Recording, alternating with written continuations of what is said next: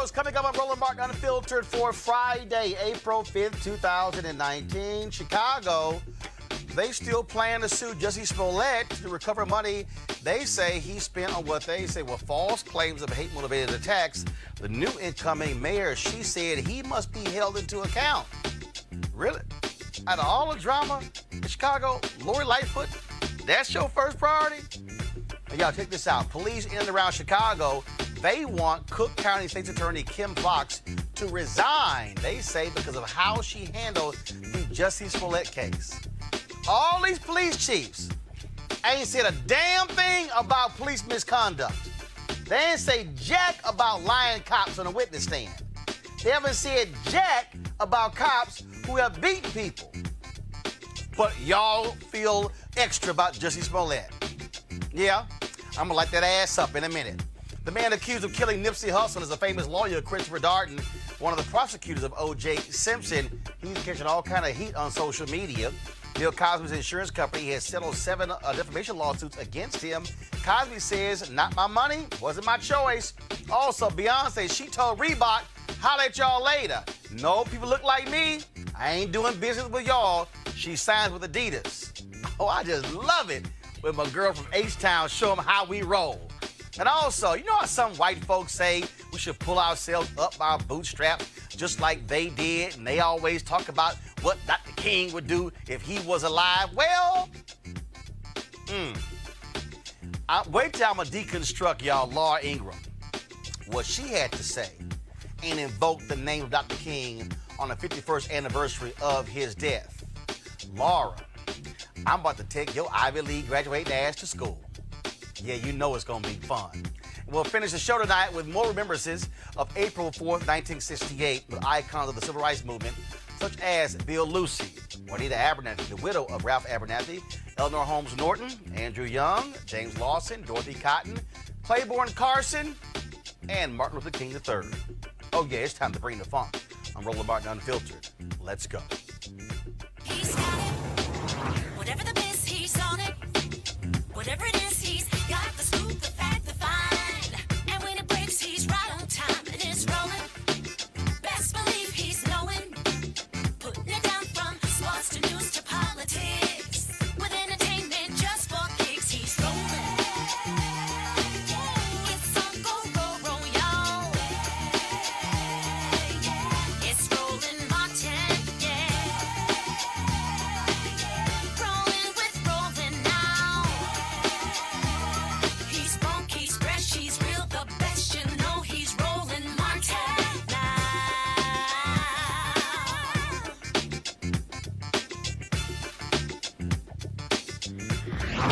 Martin.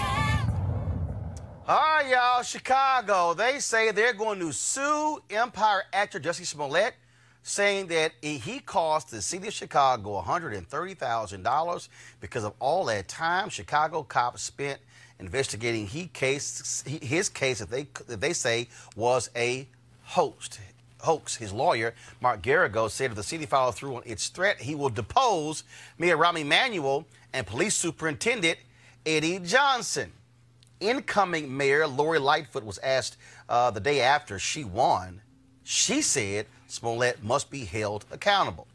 Now you got a group of suburban police chiefs who joined with the Chicago Fraternal Order of Police to give Cook County State's Attorney Kim Foxx a vote of no confidence. Really? That's what y'all did? Fraternal Order Police President Kevin Graham stood with some 30 suburban police leaders and called on Foxx to resign.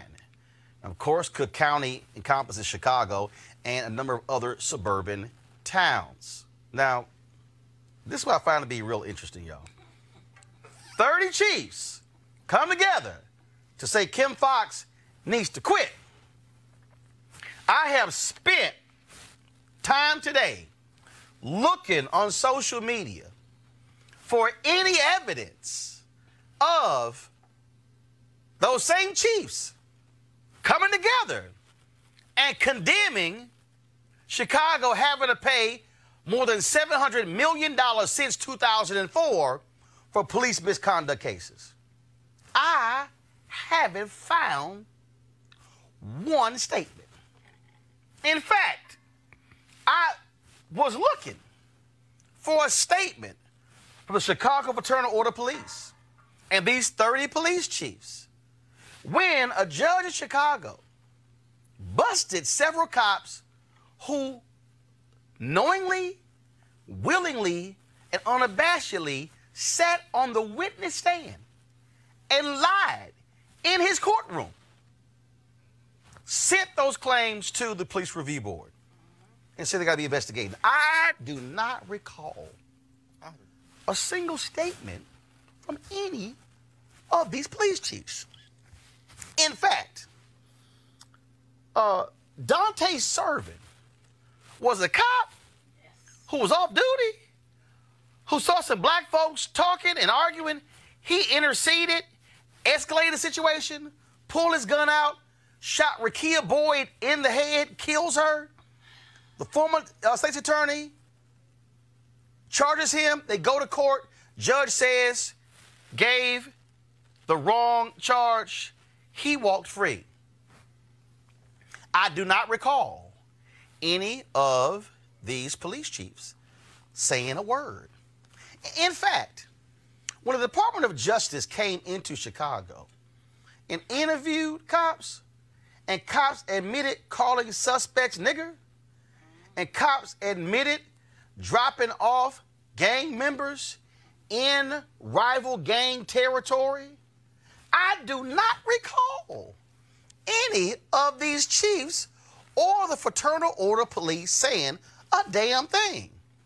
In fact, when it was discovered that Chicago had their own Guantanamo Bay on Holman Street, right, where they had a facility where they would take people who were arrested and they would not enter the information into the police system.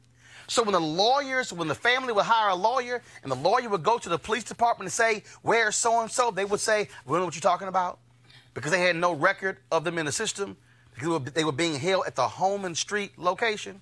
I do not recall these 30 police chiefs holding a news conference. And the last point, the city of Chicago had to pay more than $40 million in reparations to black men who were beaten and abused, who went to prison, some were on death row, because former commander John Burge used Vietnam War era tactics, torture tactics against them, beating them with phone books, attaching batteries and cables to their genitals and shocking them. Cost the city millions to defend him. I don't recall any of these chiefs coming together and condemning John Burge. But Jussie got y'all so hot and bothered that y'all literally want Kim Foxx to step down and resign. Let's just be real clear. We know exactly what's going on right now. Joining us is Cheryl Dorsey, a retired LAPD sergeant and a member of the National Coalition of Law Enforcement Officers for Justice. And she's also the author of a book. I'll have it in a second. Cheryl, to say I'm pissed at these trifling ass cops for doing what they're doing, they say nothing about any of that. But this black woman got these folks just upset because of Jussie. Well, you know, I trademarked a term that I normally use when there's a use of deadly force, and I call it contempt of cop. And by contempt of cop, what I mean is if you piss one off, there's a price to pay. Usually it ends up in deadly force, right? Like Eric Garner, he pissed him off, they choked him to death. Like Mike Brown, you know, he didn't get out of the street, they shot and killed him. And so now they're butthurt in Chicago. They are pissed off with Jussie about this whole situation. And so they are not letting this stuff go. They are going to ride this thing until the wheels fall off. It would be nice to see that kind of excitement and enthusiasm behind everything that went on around the Laquan McDonald shooting and all of the officers who were co-conspirators, if you will, in falsifying what happened that night, and they went to court and they were all found not guilty. They misused and abused the female officer who spoke truthfully about what those officers were engaged in. And so you don't see that appetite. And listen, police chiefs do what police chiefs do. Their job and their obligation is to protect that entity, that organization. And so that's what they're doing. They're circling the wagons and they're protecting the organization. And what's interesting here is that, again, we're talking about a case that, let's just be honest, if it had actually gone to trial, he wasn't going to jail. He wasn't going to go to jail. And so they are making this mountain out of a molehill. And what do you make of the incoming black female mayor who says he has to pay for this? It's justice. And you're going, really, Lori Lightfoot? You got a pension problem? You got an education problem? You got a police misconduct problem?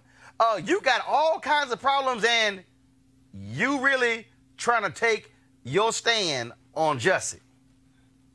Well, you know, I think there's a symbiotic relationship amongst all those people involved. The mayor, you know, understand that generally police chiefs serve at the pleasure of the mayor. I'm not sure if in Chicago the commissioner, the superintendent serves at the pleasure of the mayor. But they're all in concert. They're all in bed together. They all speak the same code talk. And so why they would want to die on this hill is beyond me. Well, I mean, you know why, because, you know, Jussie looks like me, right? If he looked like, you know, somebody else, then I don't think that they would have the same angst about, like you said, he's not going to go to jail. He's not a criminal. He's not likely to offend again. This would not be anything unlike what would be done for someone who doesn't look like me. Behind the scenes, they'd work out a deal, and then you'd be on your way. But because they are butthurt, because he had the temerity to not go along to get along, then they're going to fix him. This is about punishment, the same kind of punishment we see police officers met out to black folks who don't comply.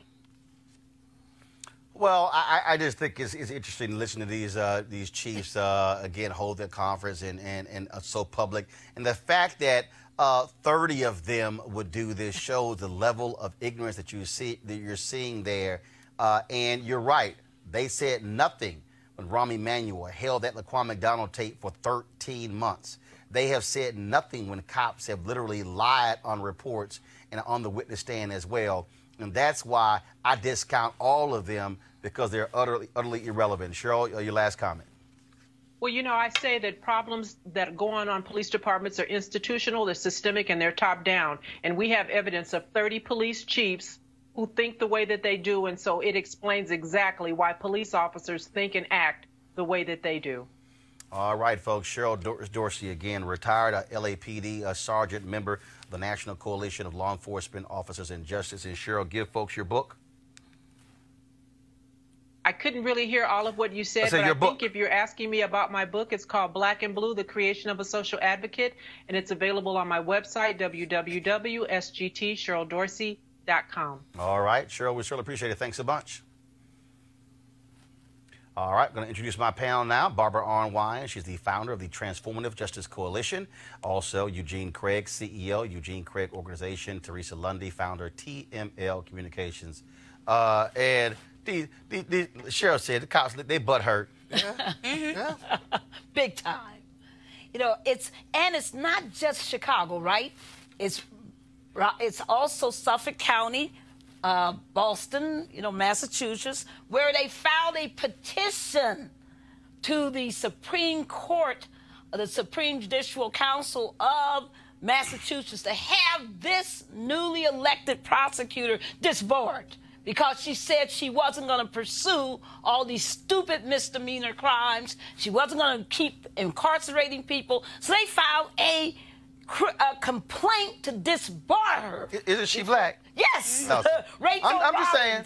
Rachel Rollins. This is no different than what they did to Crasser. Larry Krasner. Well, but also Marilyn Mosby in Baltimore, Exactly. Aramis Ayala in Florida as well. Everywhere. 2 black women. Everywhere. If you say that you're not down with the program of just incarcerating black people, Roland, and putting black people in jail, if that's not your game, then they don't want you. And they will do anything to take you down. Lightfoot, Wake up, my sister. Your city got one of the biggest problems going on in the entire country. Think about this, Roland. The out-migration. Black folks are leaving Chicago like crazy because they don't like the fact that the administration is not responsive to them, no jobs, nothing going on, so they've been leaving. So that you need to make your #1 priority. Eugene, I just think it's just laughable. I think it's laughable, too. I think these police chiefs are trash. I mean, FOP we know has been trash. I mean, that's nothing new. That's for sure. We've dealt with the trash, these other trashes, FOP in Baltimore City. But you know what? I'm gonna tell you what I really think.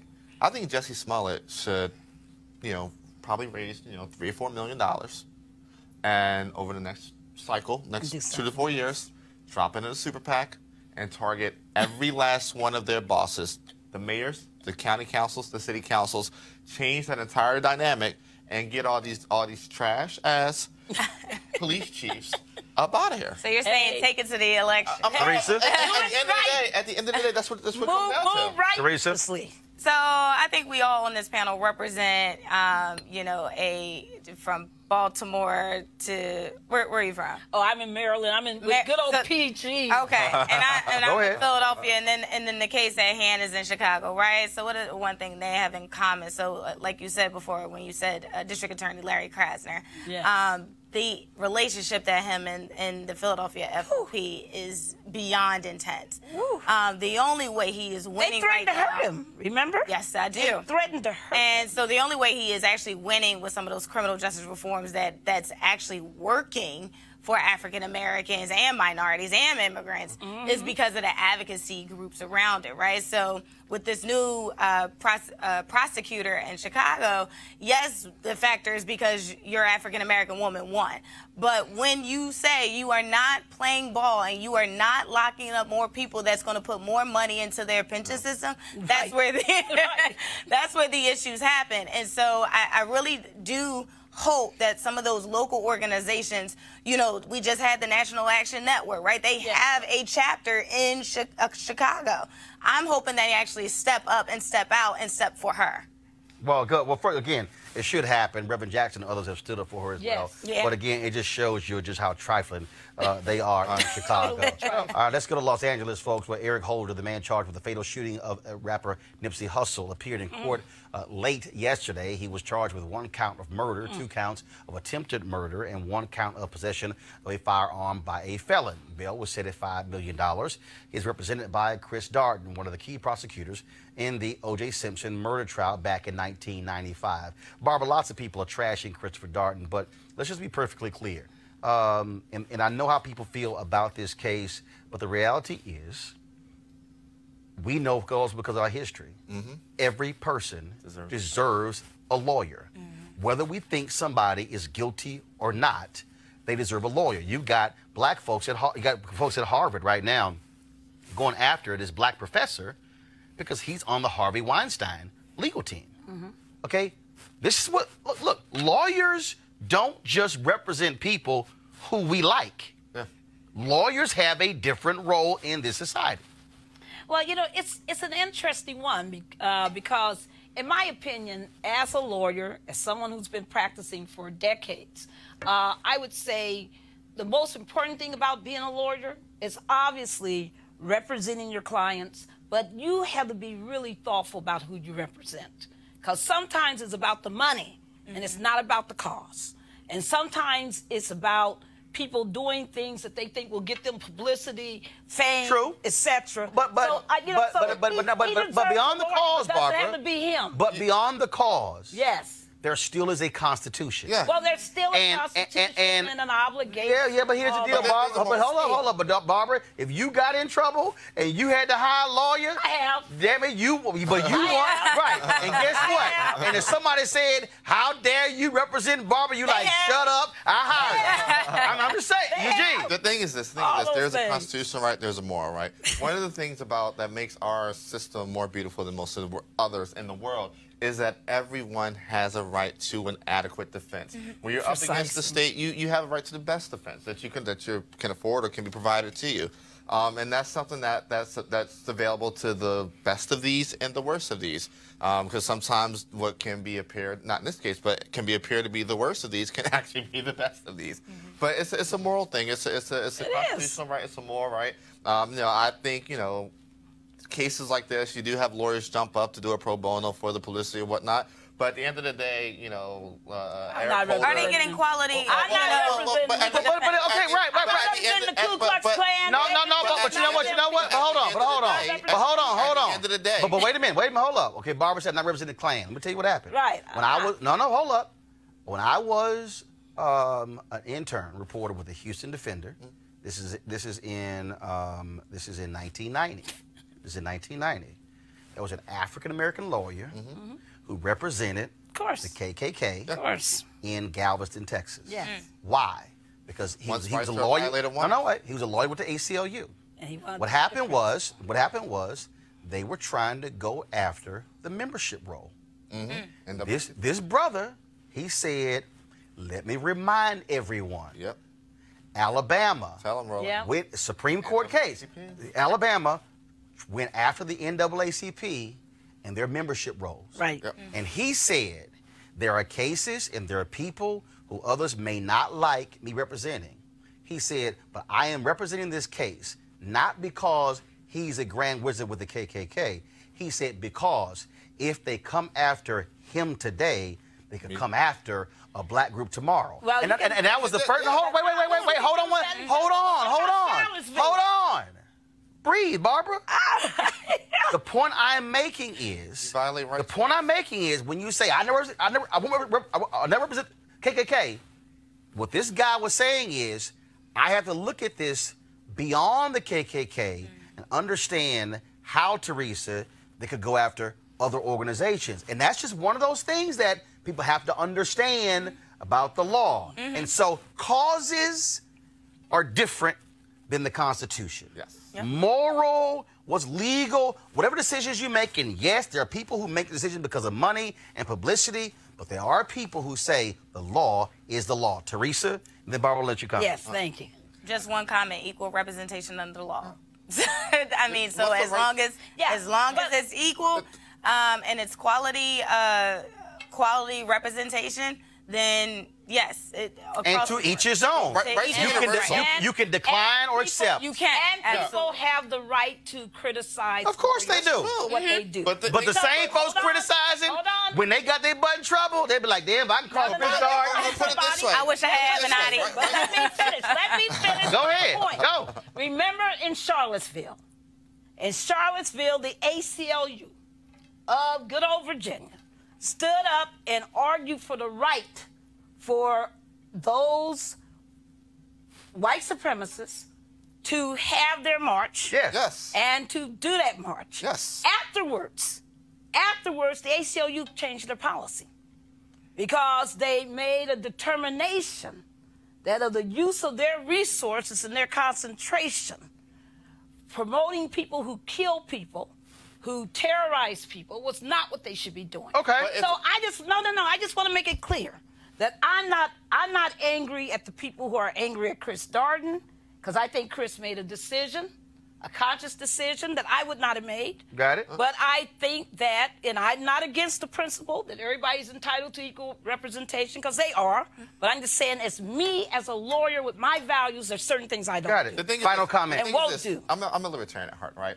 Rights are universal. And the thing is this, once you open the door for rights to be violated, for someone's rights to be violated willingly on one end, it opens it up for the it opens it up for the rights to be violated on another end down the line. I come in and I say, hey, these white supremacists can't have their march, walking down the street peacefully, a peaceful march. Then down the road it comes, hey, you know what? You Black Lives Matter folk we're going to open a violation. It's not a false equivalence. Bottom line is here. I'm going to say it again.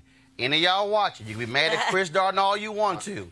But if you get your butt in trouble, you're going to hope an attorney says yes. Speaking of attorneys, 7 women sued Bill Cosby, charging he defamed them when he said they were lying when they claimed Cosby sexually assaulted them. A settlement with all 7 was approved by a federal judge in Massachusetts today. However, Cosby's official Twitter feed put this statement out late this afternoon. Mr. Cosby did not settle any cases with anyone. He is not paying anything to anyone, and he is still pursuing his counterclaims. AIG decided to settle these cases without the knowledge, permission, and or consent of Mr. Cosby. Now, let me explain what happened there. AIG was embroiled in a legal fight with Bill Cosby because Bill Cosby contended that under his homeowner's policy, AIG was responsible for any of these legal claims. This thing went all the way to the Supreme Court. They kicked it back. The courts agreed with Bill Cosby. So even though AIG, they were the ones who could make the decision to settle this case, not Bill Cosby. And so that's really what happened there. And so AIG, they were on the hook for those dollars. And I'm sure by settling, they said, hey, it's better to extend it. And so just understand that's the background there. AIG did not have to get Bill Cosby's consent because, again, he sued AIG to say, no, y'all are the ones who paying for this. You got to fight this. And so the point when we say Bill Cosby hasn't spent any money, right, the money in these settlements actually comes from AIG and not Bill Cosby. That's why you pay your homeowner's insurance. All right, y'all, let's talk about Beyoncé. Check this out. Everybody was talking today about how she signed this major deal with Adidas. Well, today on ESPN, one of their reporters, Nick DePaula, he's told this interesting story that she walked out of a meeting with Reebok as a result of the lack of diversity. This is what he said. Nobody in this room, this is what he said, Beyoncé said, quote, nobody in this room reflects my background, my skin color, where I'm from, and what I want to do. We don't know if this actually happened, but it's very easy to believe that it did happen, given the state of white privilege and Beyoncé's social justice cred. Okay, y'all, I kind of like this. I love it. He's like, okay, this is how y'all want to roll? All right. Imagine if more people did this. Imagine if the NBA players, imagine if the football players, imagine if people took this stance with everyone. I mean, I love that Beyoncé and Jay-Z and others have gotten to the point where they can just say, hey, certain money I can turn down. They got leverage. I got leverage. I got standing. I got my wealth. I love it because that's what counts, that people have to take some principles. And if these companies aren't smart enough, and I say this to all those crazy law firms too, Roland, who think they can have all these rooms full of just white lawyers when black clients come in, I think this is a really important moment. Beyoncé, we love you, sister. The Beehive is not just, the Bayhive is not just brothers and sisters. It's all of us who love you, my dear. Eugene. Yeah, I'm a certified member of the whole hive and the Beehive. The thing is this is what happens when you have leverage that you could bring to the table. Yes. You know, she knew what she was bringing to the table. She knew that it was going to be an automatic value add for whatever company that she decided to work with. And it's the ability to say no. You know, and the thing is this, I agree with you. I wish a lot of folk did have the leverage that the Carters have. Precisely. I'm a believer of, hey, you know, what Jay-Z and Beyonce are doing, especially in this particular time, in this particular moment, they are laying down literally a super highway for the next generation to be able to walk in and not have to take the slave deals that a lot of folk have been pushed into over the last 20 years. You know, I wish a lot of the NBA players and NFL players could do it, but the honesty of it is that, you know, your non-star NBA player is going to be forced to take a crappy deal because of just the way the system operates. But with what's happening in this very moment, especially in the fashion industry and the entertainment industry, with the level of independence that artists are now being able to garner and gain, people are walking in with an amount of leverage that they've never had before. They're walking in with an amount of negotiating power that they've never had before, and it's a great thing. And it's more than that, Roland. It's also having the consciousness. Yeah. Because there have been some black athletes and others with money who did not have this level of consciousness. Yeah. And if they had done what they should have done, it would be a whole different ball. Well, again, but that's what happens again when you do have that leverage. And I'm sure Reebok is going, damn, we got to go hire some black people. Yeah. And look, here's the other piece. This is precisely why those of us at the National Association of Black Journalists have called out CNN. Yeah. Yes. Because when you have no black executive producers, no black vice presidents, no black executive vice presidents, no black direct reports, but then you say you want to represent all people. Somebody has to do it. And so CNN, they've still yet to meet with us because Jeff Zucker Tucker is still mad, saying we're not going to meet if Roland at the table. Well, okay. Let me just help you out, Jeff. This is very simple. 2 weeks ago, we had the deadline to file to run for the board of directors of National Association of Black Journalists, and I'm running unopposed with VP Digital. So I ain't going nowhere for the next 2 years. So if y'all don't want to meet with us for 2 years, that's fine. But I can tell you right now, we're going to keep that pressure for y'all to hire some black people. Just letting you know. And going to keep calling you out every single day. Speaking of jobs numbers came out today. 196,000 new jobs were created in March, up from a revised February number of 33,000. The overall unemployment rate stays at 3.8%, and wage growth is up. Black unemployment went down from 7.3% in February to 6.7% in March. The white unemployment rate was 3.5%, a little more than half of the rate for African Americans. And also, I just want to go ahead and read you this. John Harwood sent this tweet out, and I'm going to pull up in a second. And again, you know, what you have is you have all of these people who are running around talking about Donald Trump and talking about what he has done with the economy. And so this is what John Harwood tweeted. Here we go to my iPad.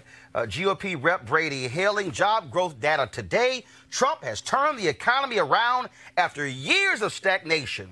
Well, this is the average monthly job growth for the last 7+ years. 2012, it was plus 181,000. 2013, plus 192,000. 2014, plus 251,000. 2015, plus 227,000. 2016, plus 193,000. And then we get to the 3 years of Trump. 2017, plus 179,000. 2018, plus 223,000. In 2019, plus 180,000. Now, Betsy Stevenson actually put this together. So what that says is, under Obama, it was 181, 192, 251, 227, 193. Trump, first year was 179. That happens to be lower than any of the previous 6 years of Obama. 2018, plus 223. Oh, that's actually lower than the 2 years it exceeded 200,000 under Obama. And 2019, it says 180,000. So actually, y'all, in the last 1, 2, 3, 4, 5, 6, 7, in the last 8 years, Donald Trump actually has the 2 lowest of the last 8 years. Just for Charlie Kirk and Candace Owens and other people out there who want to make the argument that Trump has turned the economy around. It was already turned around when he showed up. You can't be standing on third base and you were a substitute runner and then say you hit a triple. That's not how that works. All right, y'all. I got to deal with last night on the show. We dealt with this whole issue with Rev Barber. We were talking about folks who pimp Dr. King. And we often hear people pimping Dr. King around his birthday and, of course, around the commemoration of his assassination. And so it didn't take long for somebody to show themselves in pimping Dr. King. Do y'all have Laura Ingram's photo? Y'all could just go ahead and put it up in the graphic, because she is the latest person to pimp Dr. King. So last night, in her commentary, she had some things to say about the Democrats running for president, about the state of America, and she had some things to say about Dr. King and what he would be saying today in America. So I'm about to deconstruct Laura Ingram's 2-minute and 37-second commentary. And trust me, I want y'all to pull out your pen and pad. I want you to pull out your iPad or your phone because class is about to be in session. And so y'all go ahead and hit play. My friends, in an era of historically low unemployment, high home ownership, small business growth, off the charts, real wage growth, finally. What message do these folks offer America's voters? Stop. The line didn't take long. Now, you heard her talk about, home ownership and all of these things and how they are tremendous for America. Please go to my iPad. Folks, this is the website of NARAB, National Association of Real Estate Brokers. As you can see, let me increase this for y'all. African-American home ownership falls to a 50-year low. Now, let me explain to you. The Fair Housing Act was passed in 1968, and in the history of America, the home ownership rate for black people has never even hit 60%. Right now, it's around 41%. That's correct. Low, extreme low. But see, in Laura's 2 degrees from an Ivy League institution, she says it's just great. It's rosy. Oh, do you remember when I read those unemployment numbers? Well, they dropped last month in March. There were 4 consecutive months where the black unemployment rate went up. So this was the first time it has dropped in 5 months. We call those facts, Laura. Press play. Tell you what they offer: resentment, anger, division, and alienation. And these Democrats don't even acknowledge obvious gains, but you know why they won't? Because to do so would affirm that Trump's policies are working. Can't have that. Now remember, it did take a Republican president to pass criminal justice reform, which is already helping so many families across America. Stop! Let me explain to y'all what actually happened with the First Step Act. First and foremost, it was initially going to be about prison reform, not criminal justice reform. The person who was fighting this the most was then Attorney General Jeff Sessions. The person in the United States Senate who was fighting it the most was the one who replaced him as the biggest opponent of criminal justice reform, Senator Tom Cotton of Arkansas. Now, some of you may ask, well, Roland, how would you know these things? Well, because in May of 2018, yours truly sat in the White House in a meeting for an hour with Jared Kushner. What you see is Jared Kushner's father was in prison. So the reality is Jared Kushner was big on the notion of prison reform. They knew they really couldn't get far because of the Republican forces who were against it. So here's what happened. You had Congressman Hakeem Jeffries from New York in the House who wanted more criminal justice reform. The bill that was actually passed in the United States House had severe limitations. You did have folks like Congressman Jim Clyburn and Congressman Cedric Richmond who voted for the bill in committee as well as when it went on the floor. Yet, when the bill went over to the Senate, you had Senator Dick Durbin, Democrat, and even Republican Chuck Grassley, who said there needs to be more in this bill and not just prison reform. Then you had Senator Cory Booker, who weighed in, Senator Kamala Harris, who weighed in. In order for it to actually go from being passed in the House to passed in the Senate, the Senate said, if y'all want Democrat votes for this, you're going to have to put more criminal justice reform into this. That's when the negotiation began to take place. Senator Tom Cotton, he wanted to simply get rid of it. You had Senator Ted Cruz, who initially was opposing it as well. But when they realized they did not have the votes to kill it, then they said, okay, you know what? We got to let it through. Now, did Donald Trump sign the First Step Act? Yes. So when Laura says it took a Republican president, no, Laura, let me help you. It took Democrat votes in the House as well as the Senate for it to even get to Donald Trump's desk. Had it been left up to Donald Trump, it would have not been a criminal justice reform bill. It would have been a prison bill. Now, she also tried to act as if the previous president did nothing on criminal justice reform. Henry, go to my iPad. This, folks, is a piece from the Washington Post. Wesley Lowery was one of those writers. First and foremost, Obama became the first sitting president to actually visit a federal prison. Depending upon how Trump keeps acting, he might be the second, but he might be a resident.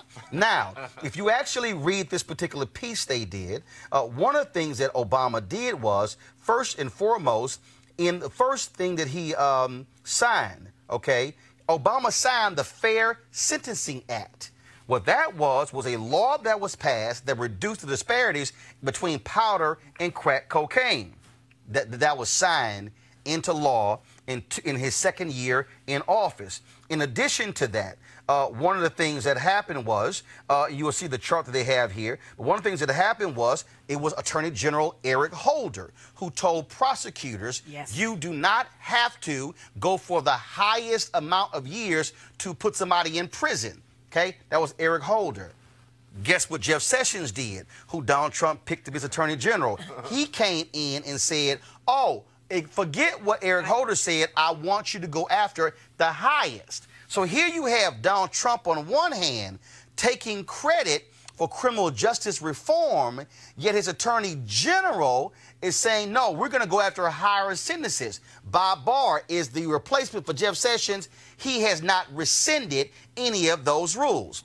Under Eric Holder, Attorney General for Obama, he said, we are not going to use private prisons. Jeff Sessions, under Trump, says, we will use private prisons. Barr has not rescinded that particular decision. So just so you understand, when Republicans want to claim credit for criminal justice reform, we're talking about a small piece of criminal justice reform that was forced on them as opposed to a much more expansive and broader bill. Not only that, Donald Trump has taken credit for the people who have been able to go home. Well, here's the problem with that. Henry, go to my iPad. This is a report from the Brennan Center for Justice. And they said 4 ways the Obama administration has advanced criminal justice reform. Number 1, increase commutations. Okay. Second, create a presidential commission that then studies mass incarceration. Donald Trump hasn't even gotten close to the number of commutations of Obama. Yes, after Kim Kardashian called upon him, he let one black woman out. I think there was another black woman who he let out. But the reality is, Donald Trump is not consistently every month commuting sentences of people who've been wrongfully convicted. The Brennan Center report also, Henry, back to my iPad. Number 3, end federal financial subsidization of mass incarceration. $3.8 billion that went to federal grants to states and cities. But a lot of those were not going to work. Obama said we have to change those things. Number 4, banning the box for federal employment. Those who did serve time in prison could not get themselves a job as a result of being in prison on the federal level. They banned the box. Those are the things that Obama did under criminal justice reform. See, again, Laura does not want to establish the actual facts. She wants to shade the facts. Press play. And meanwhile, the Democrats, what they basically do is offer more demonization of the police. There must be accountability for the enforcement of the law. There must be accountability for use of force. And federal funds to local police departments and sheriff's departments must be tied to accountability. But abolish ICE. Okay. Come back to me. Now, here's the problem here. First, he didn't say abolish ICE. He said accountability of police departments. Under the Obama Department of Justice, they actually were pushing those departments when it came to consent decrees in Baltimore, in Cleveland, in Chicago. Yet, under Jeff Sessions, he gave repeated speeches where he said, we're going to pull back on consent decrees because they make the cops feel bad and it hurts their morale. And so we're not going to do that.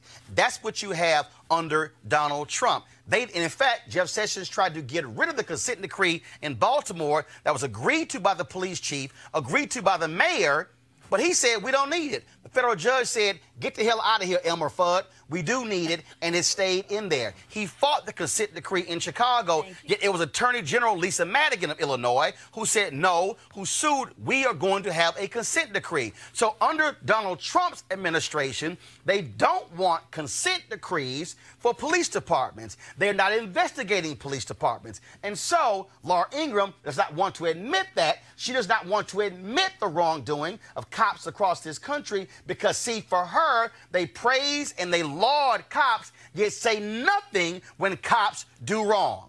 Press play. Might not have thought that the Civil Rights Act was ever even passed more than 50 years ago.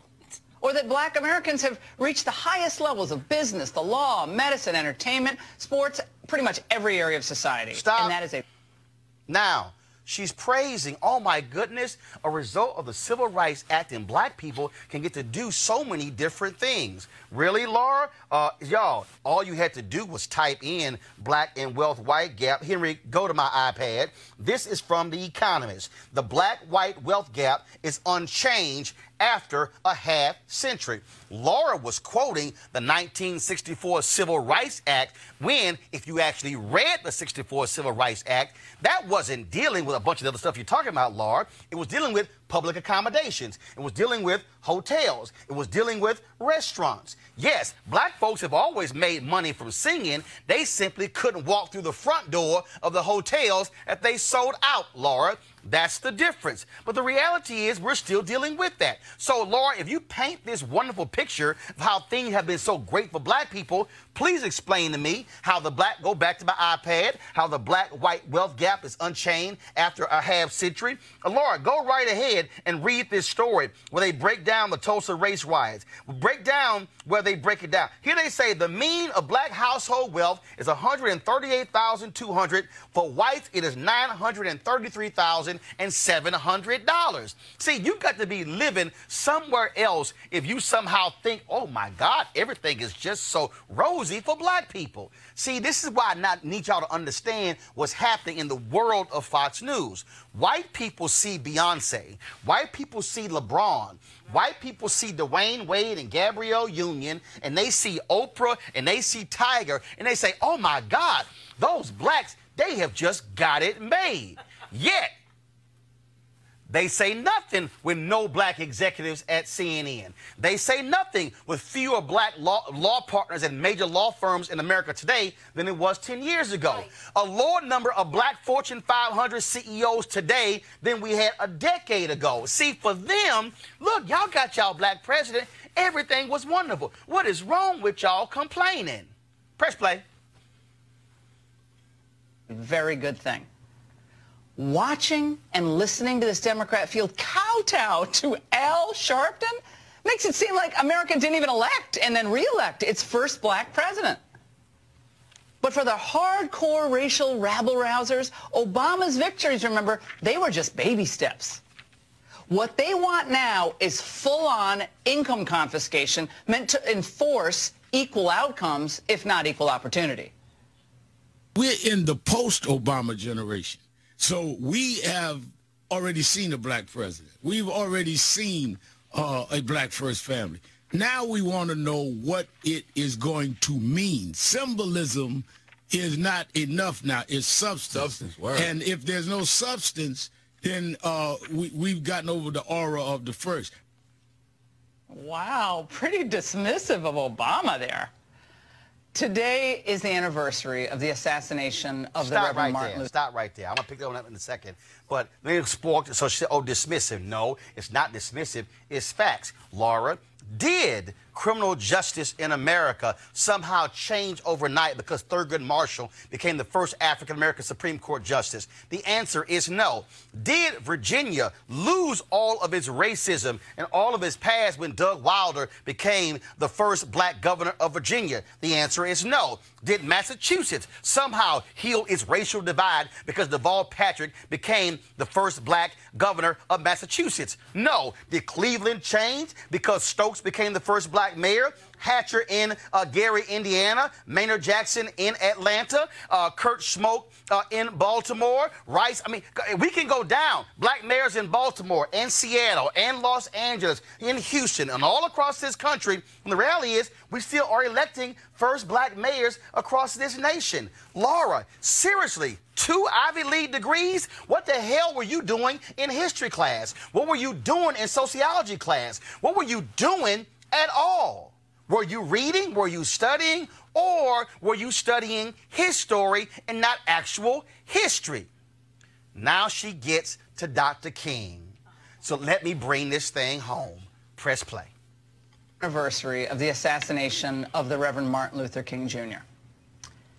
I was thinking, like, if he were alive today, I wonder what he'd think about such dismissive comments and about a Democrat Party that believes it can regain power by living in a constant state of protest or racial hatred and denial. And that's the angle. Oh, Laura, by all means. Let me take you to April 3rd, 1968, when Dr. King gave his speech, the mountaintop speech. Let me help you out. Here's a book for you to read. It's called Martin Luther King's Biblical Epic, His Final Great Speech by Keith D. Miller. See, in that particular speech, you mentioned what would Dr. King have to say about Democrats in a perpetual state of protest. In that speech, he was talking about protest. He was talking about fighting a particular system. He was talking about what we must do. Oh, Henry, please go to my iPad. Here's Dr. King saying, now we're going to march again. And we've got to march again in order to put the issue where it's supposed to be and force everybody to see that there are 1,300 of God's children here suffering, sometimes going hungry, going through dark and dreary nights, wondering how this thing is going to come out. That's the issue. Then he said, we aren't going to let any mace stop us. We are masters in our nonviolent movement in disarming police forces. That's what he said. Then he goes later in the speech. He also says, commend the preachers and what they're involved. Then he says, Laura, now the other thing we'll have to do is this. Always anchor our external direct action with the power of economic withdrawal. That's what he said. Now, come on back. Now, here's the other piece. Y'all, Laura started her commentary by saying, Democrats, they want to sit here and take money. Then she quotes King. Let me help y'all out. Here's a book called The Guaranteed Income. This book is edited by Robert Theobald. This is the book where Dr. King got his perspective on the guaranteed income.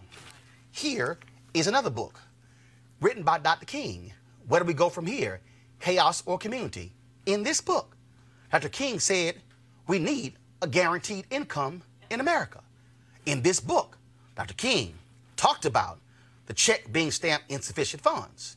In this book, Dr. King talked about what is required of America, because he said that America, frankly, had not done enough. It didn't cost much. In fact, Laura, let me actually quote Dr. King. Quote, the practical cost of change for the nation up to this point has been cheap. The limited reforms have been obtained at bargain rates. There are no expenses and no taxes are required for Negroes to share lunch counters, libraries, parks, hotels, and other facilities with whites. Even the psychological adjustment is far more formidable. Having exaggerated the emotional difficulties for decades, when demands for new conduct became inescapable, white Southerners may have trembled under the strain, but they did not collapse. See, earlier in your commentary, you actually said people act like the Civil Rights Act didn't happen. This book was written in 1967, 3 years after the Civil Rights Act of 1964, 2 years after the Voting Rights Act of 1965. King is talking about it did not cost America much. So, Laura, what exactly are you talking about? King lays out in this particular book where he said the real cost lies ahead. The stiffening of white resistance is a recognition of that fact. This is the same King who you just quoted. In fact, when you quoted that same King, you then said exactly what it is he would say about today. Same King A good many observers have remarked that if equality could come at once, the Negro would not be ready for it. I submit that the white American is even more unprepared. Lord, see, that's the king. See, if you're going to quote the king, then I say you quote the king. Don't ask what would King say today about what is happening with Democrats and Republicans. What you should do is go to the text and see what King actually said about these very issues. Because here he was in 1967 writing about the very issues of income inequality, writing about the millions being spent on war, on Vietnam War, writing about the lack of strong poverty programs. The same conversations that we're having today in 2019, Laura, King was talking about in 1967 and when he was killed in 1968. Let me also remind you that when he was killed April 4th, 1968, he was planning the Poor People's Campaign. Here is what King had to say about income and wealth in America, and this was posted last night by his daughter, Reverend Bernice King. Laura.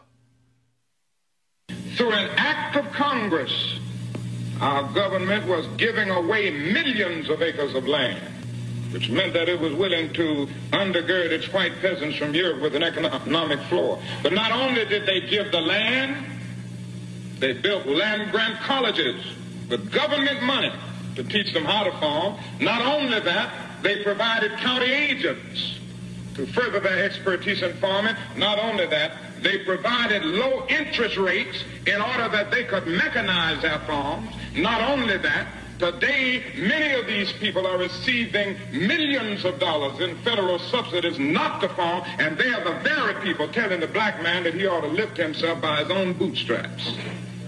And this is what we are faced with. And this is the reality. Now, when we come to Washington in this campaign, we are coming to get our check. To get our check. This is what King also wrote. The American racial revolution has been a revolution to get in rather than to overthrow. We want to share in the American economy, the housing market, the educational system, and the social opportunities. This goal itself indicates that a social change in America must be nonviolent. If one is in search of a better job, it does not help to burn down the factory. If one needs more adequate education, shooting the principal will not help. If housing is the goal, only building and construction will produce that end. To destroy anything personal property cannot bring us closer to the goal that we seek. Laura, he was talking about the riots in 1967, which the Kerner Commission report broke down where they said there wasn't two Americas, one white, one black. See, this is real simple, Laura. There's a reason why you're not going to invite this black man on your show. Because, see, unlike you, Keith Miller's book, I've read it. Where do we go from here? I've read it. King's book, Strength to Love, I read it. Why We Can't Wait, I read it. The Guaranteed Income, I've read it. So when I go on, I'm not talking about King in some interesting, weird sort of way, throwing out a question. I'm going to present you undeniable facts based upon what he said and what he preached. See, the problem is folks like you, Laura, with your 2 Ivy League degrees, somehow skipped over all these texts. I might be a Texas A&M graduate, may not be an Ivy League school, but I have the ability to actually read these books and others. But the problem is you want to present this very nice, wonderful, rosy white view of who King is, because what y'all want is for MLK to be that civil rights mascot that's a bobblehead who you put on the shelf and break out twice a year and go, that's Dr. King, nice and wonderful, and he was all about love, when in fact he was a radical. Theobald book, The Guaranteed Income, he lays it out. He said it's about the economic distribution in this country. So yes, Laura, you're absolutely right. When you say Democrats are talking about a redistribution of wealth in America away from the haves to the have-nots, that is exactly what King was talking about in 1963 at the March on Washington, and in 64 when he was in Birmingham, and in 65 when he was in Selma, and in 66 when he was in Chicago, and in 67 on April 4th, 1967 when he gave the Beyond Vietnam speech in Riverside, and when he went to Memphis to stand with sanitation workers. If you want to quote King, damn it, you better quote the real King, not the fake King like Elvis Presley, the King of rock and roll. You better quote Reverend Dr. Martin Luther King Jr., the one who was at 16 went to Morehouse, the one who was raised by his mama and daddy, the one who went to Boston, the one who was in Montgomery. You better quote the King that we know and not the joker that y'all have somehow presented. Lord, you may have spent all those years getting an Ivy League education. I dare say you got more in this education in the past 15 minutes than you ever gotten with those 2 Ivy League degrees. You should ask for your money back. Going to a break. I'll be back. I'm Roland Martin Unfiltered in just a moment.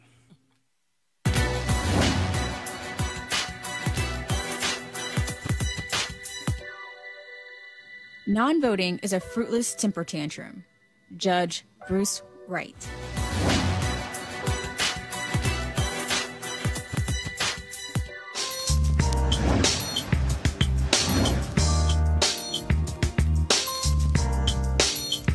All right, folks, HBCU Giving Day, University of Simmons College.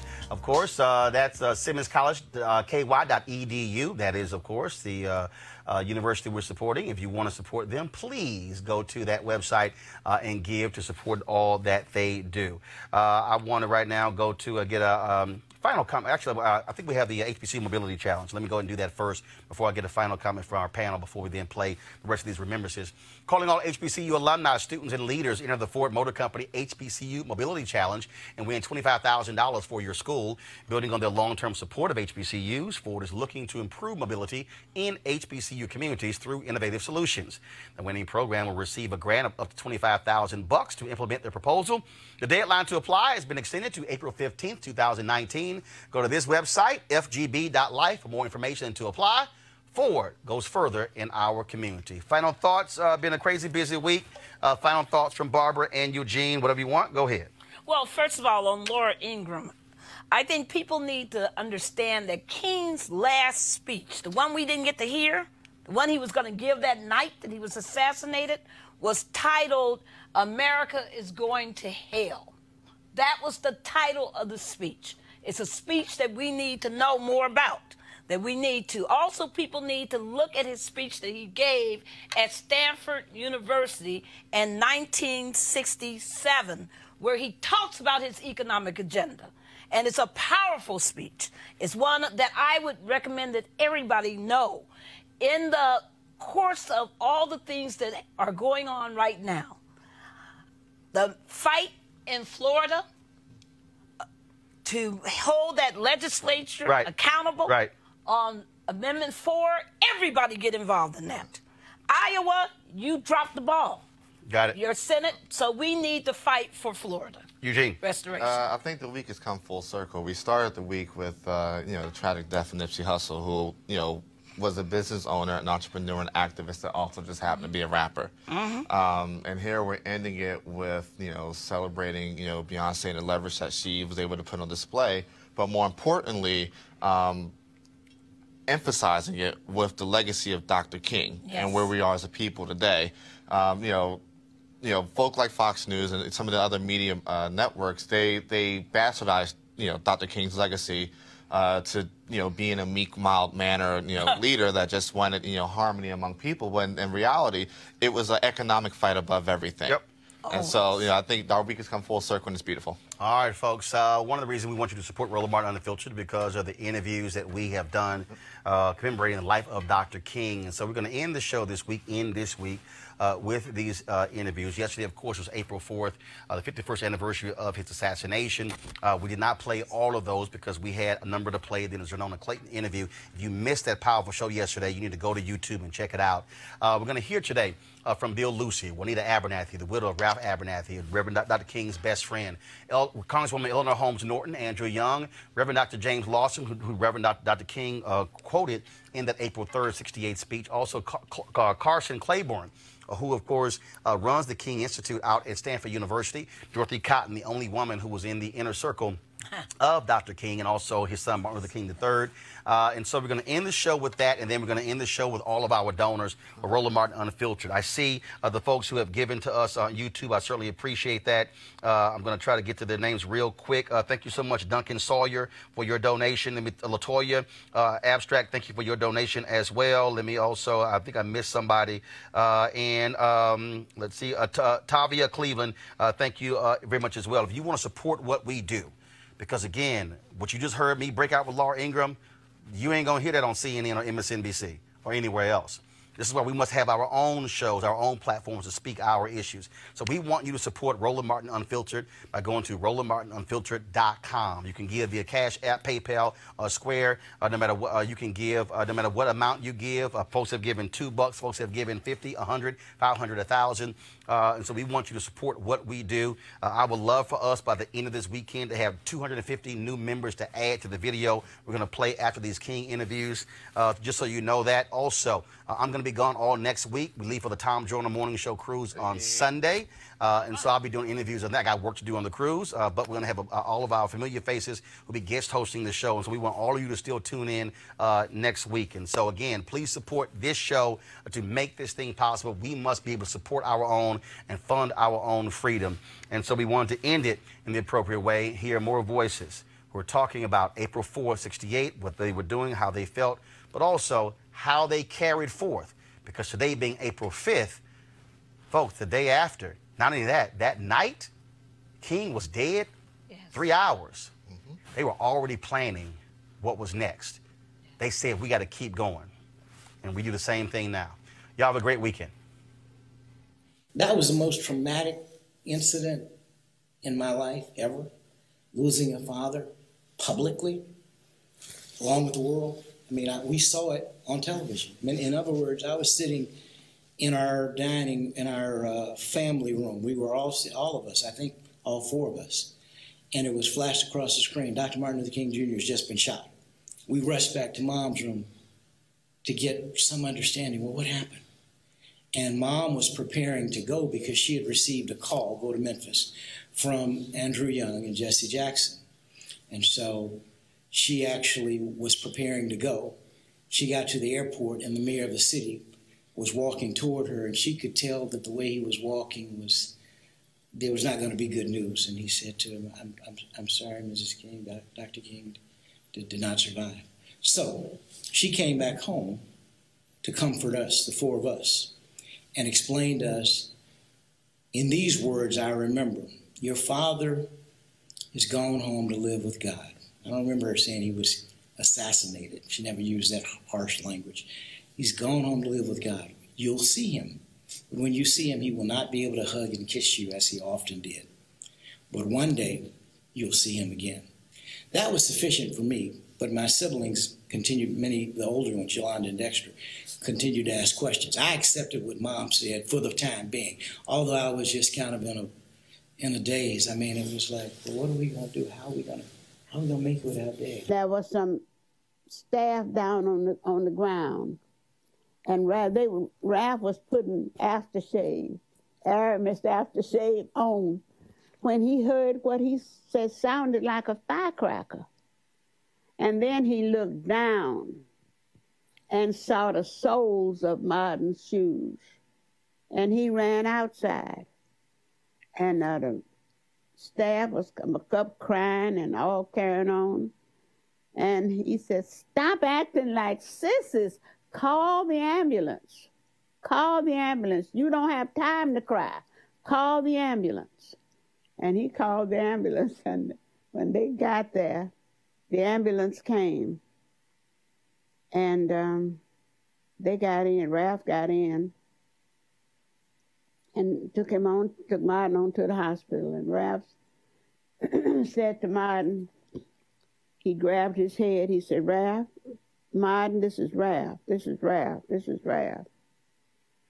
And he grabbed him up and held him. And he said, Martin whispered to him, please, Ralph, take my people forward. And Ralph said, oh, Martin, oh, Martin, oh, Martin. And he never said another word. As much as we had learned of his encounters with danger, I have to tell you, Roland, assassination, I was not prepared for. I was young and married and just had my first child. And you know, for me, the civil rights movement would go on, or some version of it, forever. Yes, I knew King was in danger. And yes, Malcolm X had been assassinated. Mm-hmm. What I did not understand is that I was in the decade of assassinations, where when people disagreed with you, they would kill you. In the evening, I lose track of the time, but the word came over the radio that Dr. King had been shot on the balcony at the Lorraine Motel. And among all the unbelievable things that you just refused to accept, this was one of them. So you hear this on the radio. So a co-staffer and myself, we were like 5 minutes from the Lorraine Motel. We jump in the car and we come around here. By the time we get here, police were already here, keeping people out as opposed to keeping people in. And this whole evening was just one that we had difficulty believing. Dr. King, as prominent a leader as he was, to be shot on the balcony made no sense to us at all. It was not like he was a stranger in town. He should have, and perhaps did have, as much security as you could have. But the evening ended with not only with the shooting, but with him being taken to the hospital. Our responsibility then was to make sure that nobody else was injured. I mean, the city obviously was just outraged, and our job was to make sure that the people, got home all right, didn't confront the police or anybody else with any activities that would cause there to be more harm. And then to reconvene a meeting of all the partners in this thing to talk about where do we go from here. You get word that he's died. Where are you, and how do you react? Well, you know, personally, it was an incredible level of sadness. It was not like you had a leader who preached violence. You had probably one of the most committed men to nonviolence, yet to be killed through a violent act. We were a little, we had to think through what this all meant. How and what do we do with the men the next day? How do we handle the notification across the country as to what was taking place in Memphis, and at least whatever advice we were going to give to other folks, how they should react. And clearly, the country was beginning to go up in smoke. You know, the anger that was across their major urban areas was just incredible. The closeness, I think, is what a lot of people don't really understand. How close all of you were. It was too late to do anything different. We were close. Do you still miss him? Yeah. Yeah, I do.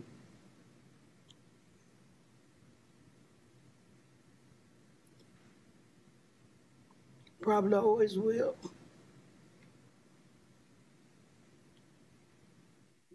We were friends. We could throw balls at each other. Andy and Martin were chasing each other around the bed one night, and Andy was running around the bed and laughing. But it was also fun. It was what do you do?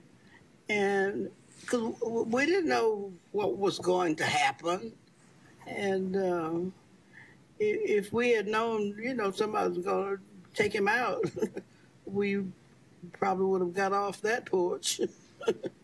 But you can't predict all that's going to happen. At least you might. We couldn't predict everything that was going to happen.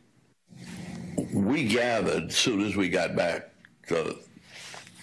and we said, look, you can kill the dreamer, but you got to keep the dream alive.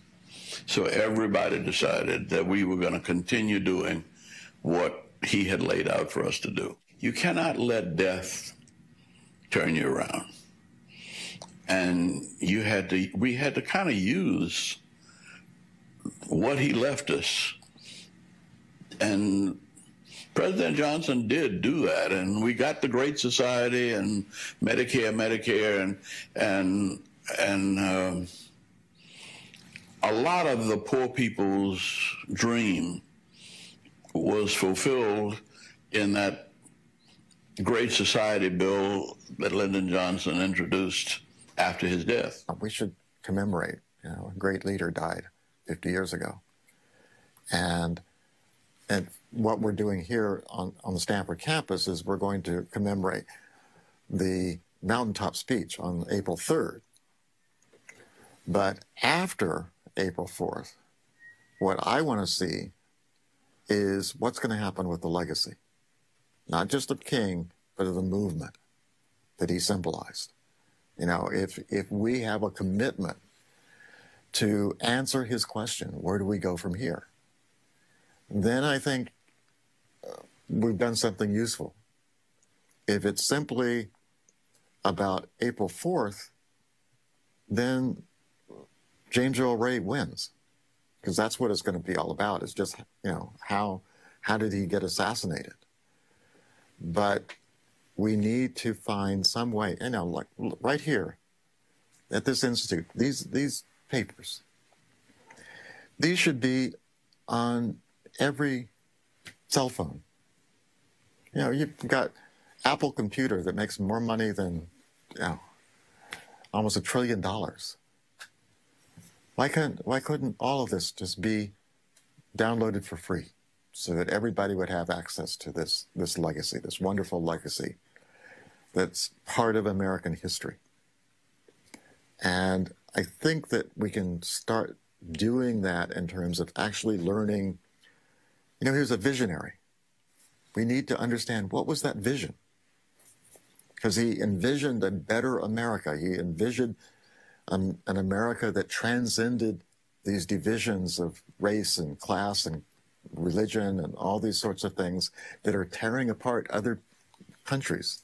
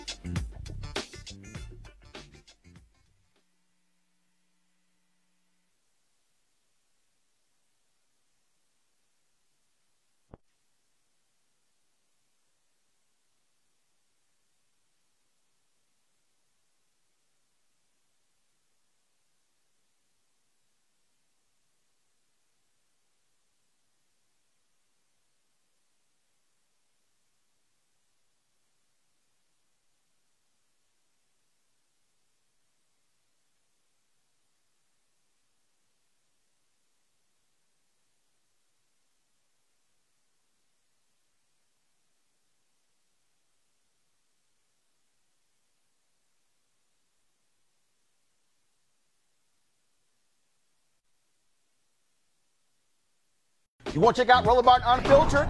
YouTube.com/Roland S. Martin. And subscribe to our YouTube channel. There's only one daily digital show out here that keeps it black and keep it real. It's Roland Martin Unfiltered. See that name right there? Roland Martin Unfiltered. Like, share, and subscribe to our YouTube channel. That's YouTube.com/Roland S. Martin. And don't forget to turn on your notifications so when we go live, you'll know it. Hey fam, want to check out Rev Barber Unfiltered, the blackest show on all of digital, cable, and broadcast. Check out our audio podcast. There's only one daily digital show out here that keeps it black and keep it real. It's Rev Barber Unfiltered. Press play. You want to support Rev Barber Unfiltered? Be sure to join our Bring the Funk fan club. Every dollar that you give to us supports our daily digital show. There's only one daily digital show out here that keeps it black and keep it real. It's Roland Martin Unfiltered. Support the Roland Martin Unfiltered daily digital show by going to RolandMartinUnfiltered.com. Our goal is to get 20,000 of our fans contributing $50 each for the whole year. You can make this possible. RolandMartinUnfiltered.com.